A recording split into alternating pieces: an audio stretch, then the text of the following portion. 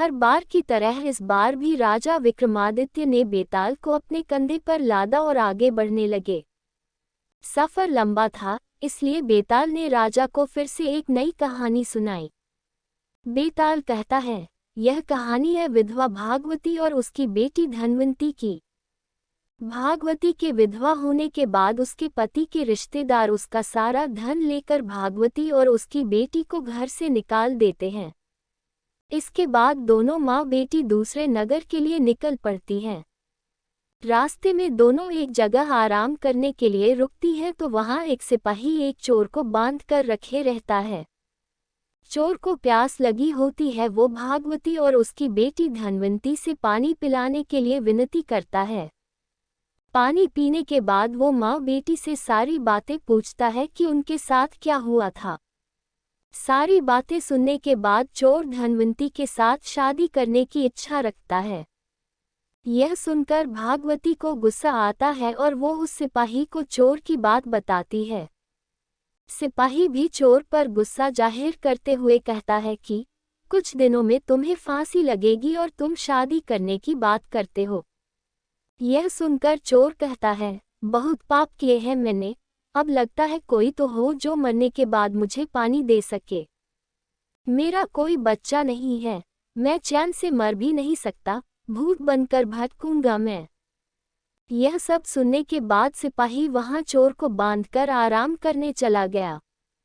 सिपाही के जाने के बाद चोर भागवती और उसकी बेटी धनवंती को अपने छिपाए धन के बारे में बताने लगा।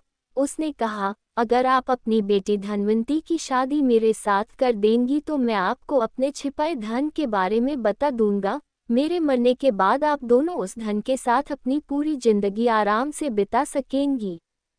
उसकी बात सुनकर दोनों सोच में पड़ गईं। धनवंती की माँ भागवती ने चोर से पूछा, तुम यह क्यों करना चाहते हो? तो चोर ने कहा, शादी के बाद मेरा जो बच्चा होगा वो मेरे मरने के बाद पिंडदान करेगा, जिससे मुझे मुक्ति मिल जाएगी और मैं भूत नहीं बनूंगा। ये सब सुनने के बाद भागवती अपनी बेटी की शादी चोर से कराने के लिए तैयार हो जाती है। दोनों की शादी होती है और जल्द ही दोनों को एक बच्चा भी होता है।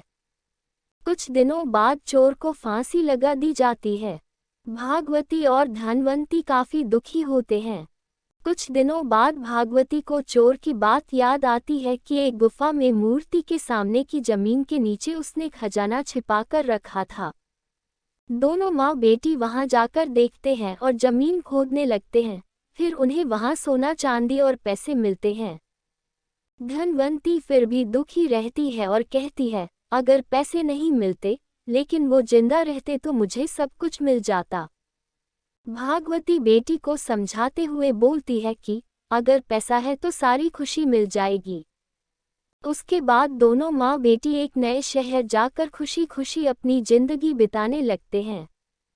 कुछ समय बाद भागवती की सहेलियां धनवंती की शादी कराने को लेकर पूछने लगती हैं। भागवती कहती है, मुझे अपनी बेटी की शादी तो करवानी है, लेकिन लड़का ऐसा होना चाहिए जो घर जमाई बनकर रहे। फिर कुछ वक्त बाद एक पंडित लड़का उनके घर आता है, जिसके सामने भागवती अपनी बेटी धनवंती के शादी का प्रस्ताव रखती है। उनका बड़ा घर और पैसे देखकर वो लड़का लालच में आकर शादी के लिए हाँ कर देता है।